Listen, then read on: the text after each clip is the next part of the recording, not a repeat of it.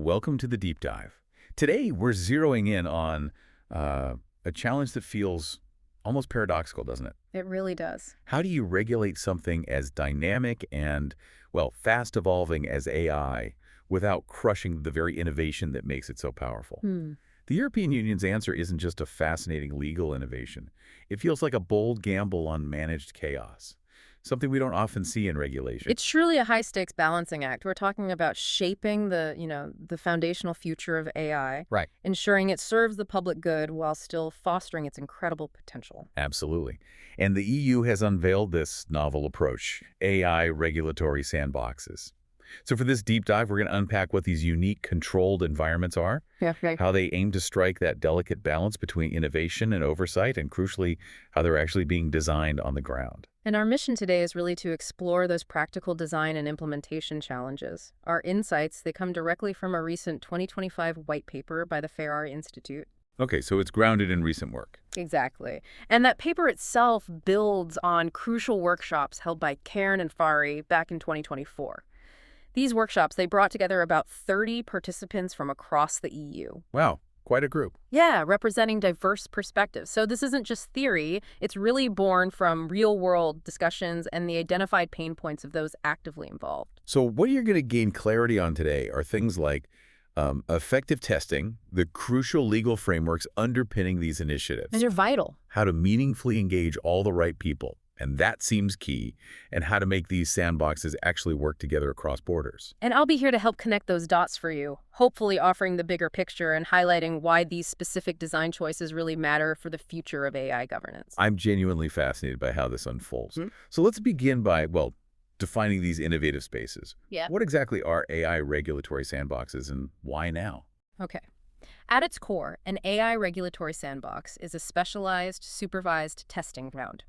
It's where developers can deploy and evaluate AI systems under, let's say, real-world-like conditions, Uh-huh. but with the flexibility and guidance they need to comply with emerging regulations, like the AI Act.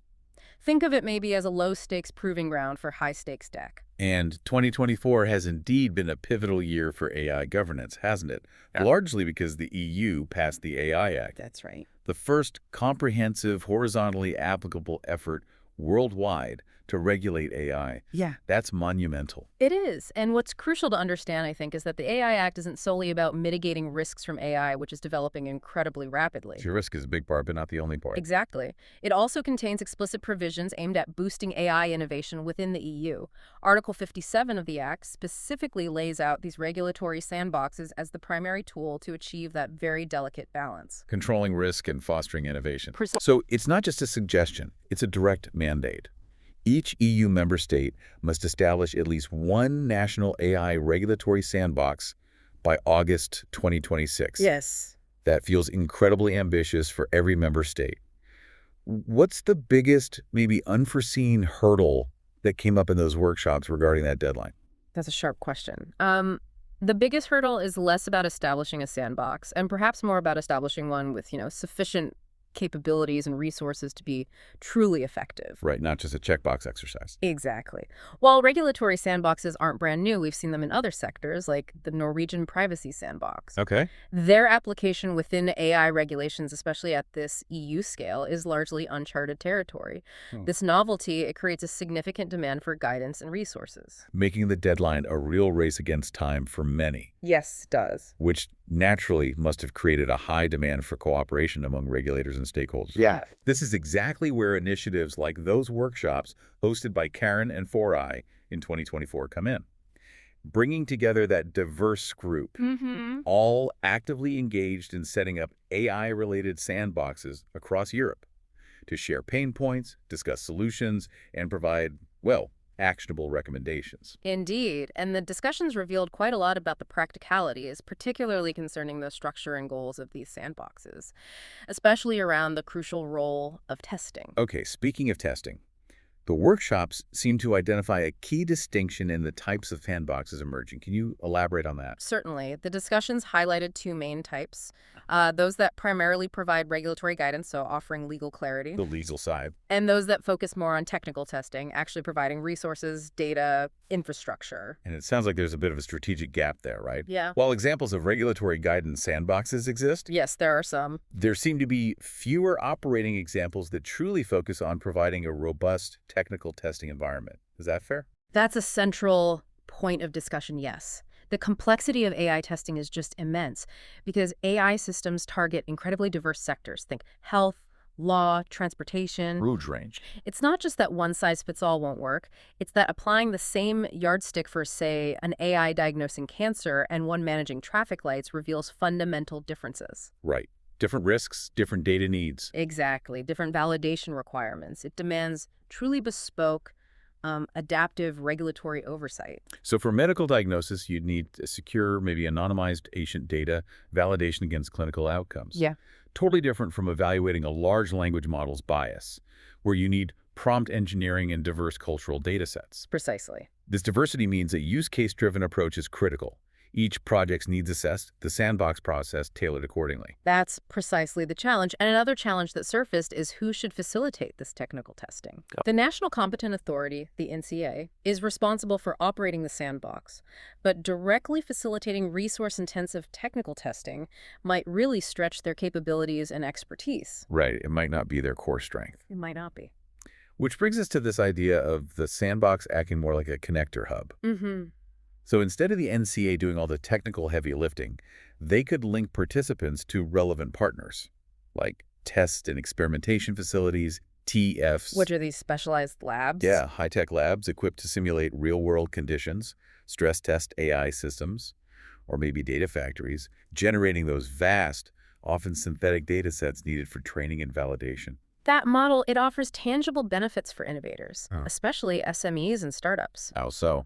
Well, previous experience, like from fintech sandboxes, shows that the legal certainty gained from participating can really boost credibility. Ah, makes sense. Attract clients, investors. Potentially, yes, and reduce their time to market.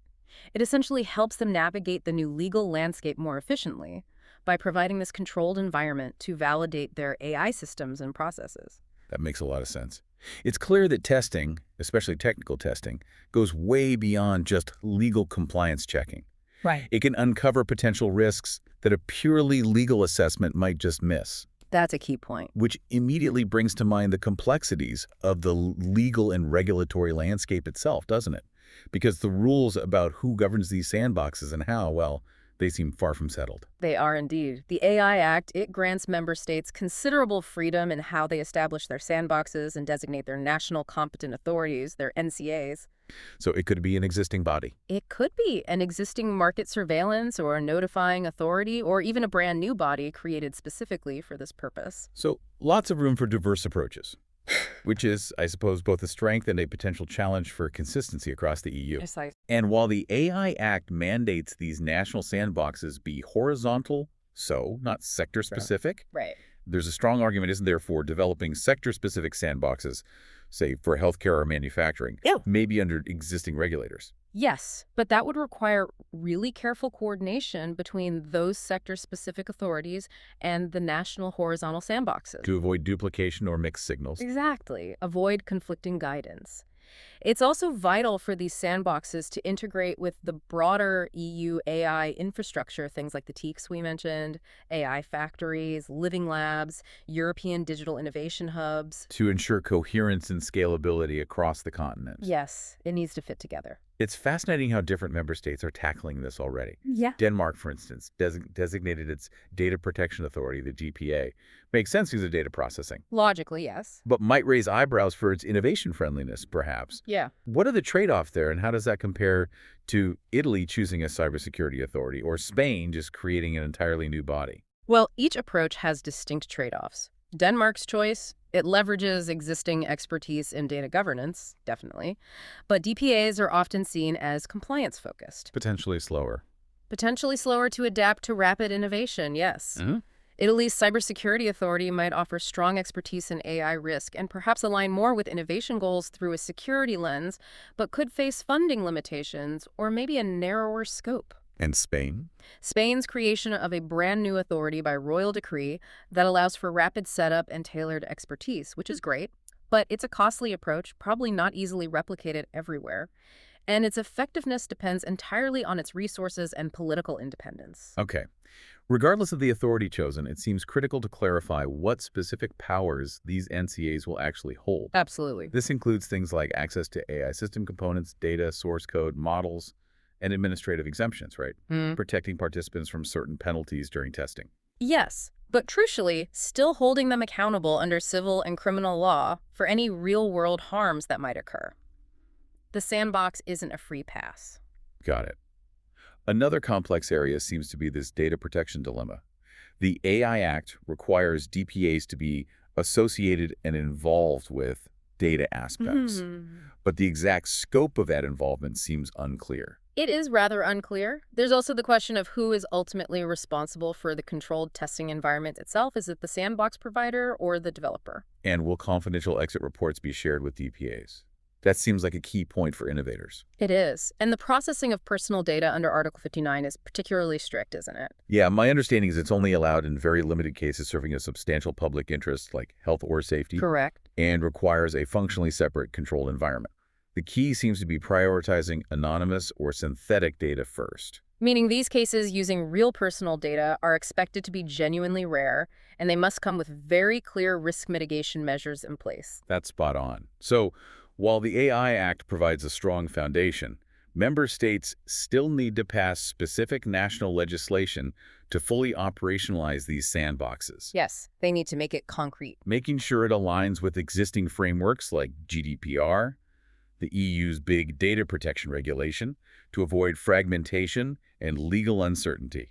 Which leads to a strong argument for the European Commission to maybe issue an implementing act or some guidance. To define common parameters. Exactly. Provide clarity across the EU, prevent this patchwork of slightly different regulations from emerging. Stepping back for a moment, the choices member states make right now about the legal and institutional setup, they're going to fundamentally shape how effective and consistent AI regulation is across Europe. No question. So the logical next step is to ask, how can we ensure consistency while still allowing for necessary local adaptation? That consistency often hinges on another critical element, engaging diverse stakeholders effectively. Ah, yes, the stakeholders. It's not just about the sandbox operator and the AI innovators. We're talking about 4 broad categories, really. Okay, who are they? AI innovators, regulators, civil society, and experts.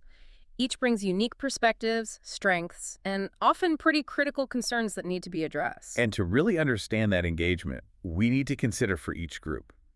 What are their incentives to participate? What do they contribute? What are their concerns? And how can we best engage them? Let's start with the AI innovators themselves. Providers, deployers, SMEs, startups. Okay.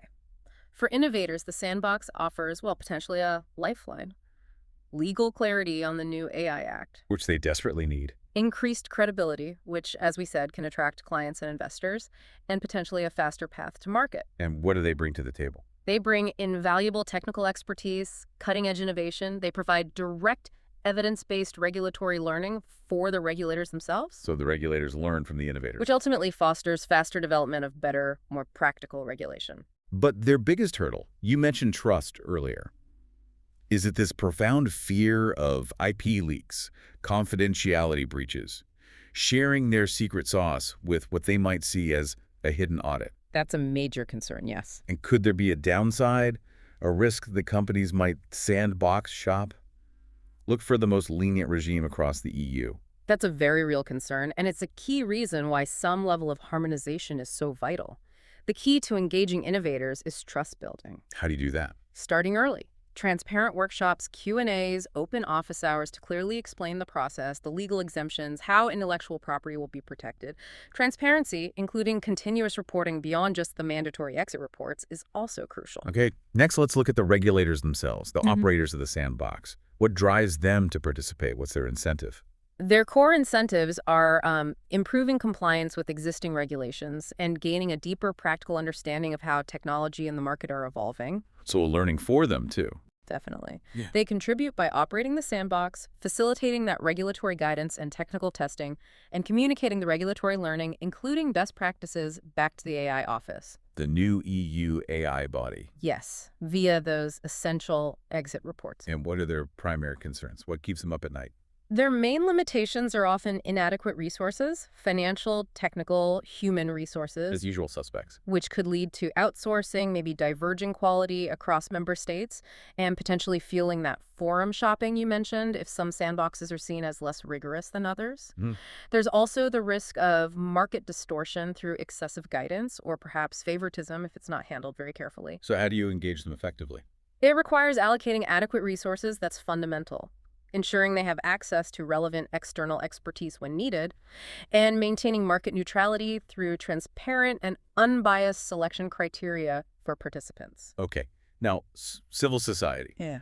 NGOs, representatives of vulnerable groups, they bring a really unique perspective. What drives them? Their incentives align very much with their core mission, promoting inclusive and human-centered AI, protecting fundamental rights, Uh-huh. and gaining influence over the AI agenda to maximize positive social impact, especially for neglected groups or minorities who might otherwise be overlooked by technology design. And their concerns often mirror their resources, right? Hmm. Lack of funding, maybe low AI literacy within their own organizations, limited access to the actual sandbox process, which can be quite technical. Exactly. And this is where their insight is absolutely critical. A powerful example of their importance is the Dutch children benefit scandal, Oh, yes. where algorithmic bias leading to racial profiling was uncovered largely by civil society actors, notably through the Xenophobic Machines report. It truly demonstrated their critical role in ensuring fairness and accountability, spotting issues others might miss. Definitely. So engagement for civil society needs to be meaningful, not just superficial consultation, but giving them real influence. Providing AI literacy training, maybe considering financial support or subsidies to facilitate their participation properly. Okay. Finally, societal and scientific experts. How do they fit into this complex picture? What's the distinction there? Well, societal experts often bring personal experience, maybe from minority communities, directly promoting safer and fairer AI systems based on lived experience. Scientific experts, like university professors, tend to offer a more neutral perspective. Okay. They can apply critical thinking, highlight potential long-term risks, and help consider the big picture implications beyond just immediate compliance. So their incentives are about promoting safer AI and offering neutral expertise. But what holds them back from getting more involved? Similar concerns often. Limited sandbox resources leading to a lack of visibility and access for experts who might otherwise contribute valuable insights. Well, how do we engage them better? It's vital to acknowledge their importance, ensure they have visibility and real impact. Perhaps consider creating a dedicated panel of experts for consultation. Like an advisory board. Something like that. It broadens access to expertise without requiring a full-time commitment from any single expert and encourages valuable long-term engagement. They want to feel their contribution matters. It's really clear that balancing all these diverse needs and concerns, innovators, regulators, civil society, experts, it's absolutely central to a successful sandbox. It really is. It requires such careful coordination and a deeply collaborative spirit, doesn't it? Indeed. And this careful coordination is essential for what we call regulatory learning, which is fundamentally a core purpose of these AI regulatory sandboxes. It's all about effective knowledge generation. So what kind of knowledge are we talking about here specifically, and how is it generated within the sandbox process? Primarily, three types of knowledge outputs emerge. First, there are the mandatory exit reports. These are case-specific documents crucial for sharing best practices and insights from each individual sandbox project. Okay, project-specific learning. Second, there's methodology. This is more structural knowledge related to the sandbox procedures themselves, like legal guidance frameworks or testing protocols, which can be analyzed across different phases and different sandboxes. Building the how-to. Exactly. And third, there's competence, building the skills and expertise gained by the individuals involved, the people actually doing the work. And that can be transferred. That can then be transferred to strengthen the broader AI governance ecosystem over time. And this knowledge generation, particularly through the exit reports, is meant to facilitate harmonization across the EU, isn't it? That's the idea. Documenting experiences, best practices, allowing other sandbox operators to learn, improve their own operations, maybe avoid repeating tests unnecessarily, fostering a shared learning environment. That's the ideal, yes. However, a significant question arises from that. How much harmonization is truly desirable? Ah, interesting tension. While beneficial in theory, flexibility for member states is also crucial. They have varying needs, different cultural elements, even different levels of trust in regulators. Can you give an example? Well, for instance, rigid top-down criteria might work perfectly well in a high-trust Nordic country, but those same rigid criteria could inadvertently discourage participation in, say, a lower-trust Eastern European country, where a more adaptable, maybe negotiated approach might be necessary to build confidence. So, a solution that works perfectly in one region might simply not translate effectively to another, despite the desire for overarching EU consistency. It's a real balancing act. What about within a single member state? Is there also a need for alignment across different administrative levels, national, regional, local? Absolutely. There's also the need for alignment between sandboxes at different administrative levels within a member state. Okay.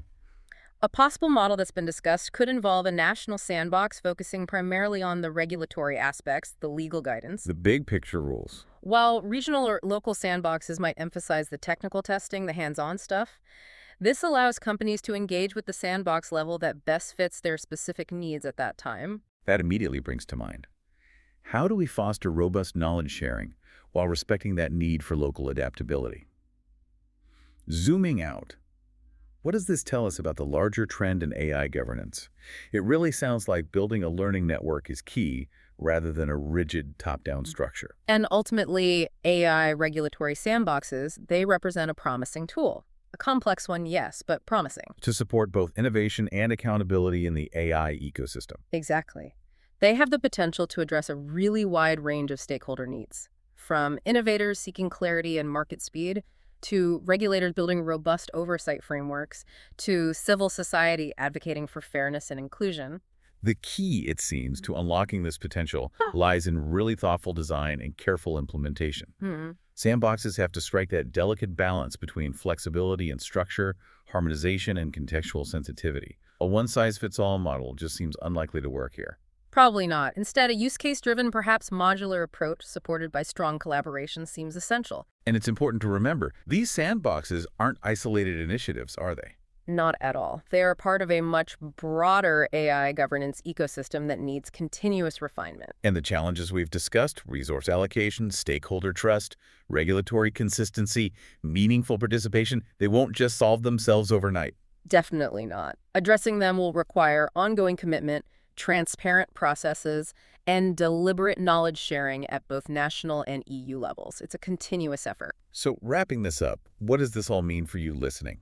If we get these sandboxes right, Which is a big if. a big if, yes. Yeah. But if we do, they won't just be tools for smarter regulation. They could actually be a pathway to more trustworthy, more inclusive, and ultimately more impactful AI across Europe. What new questions does this deep dive spark for your understanding of AI's future?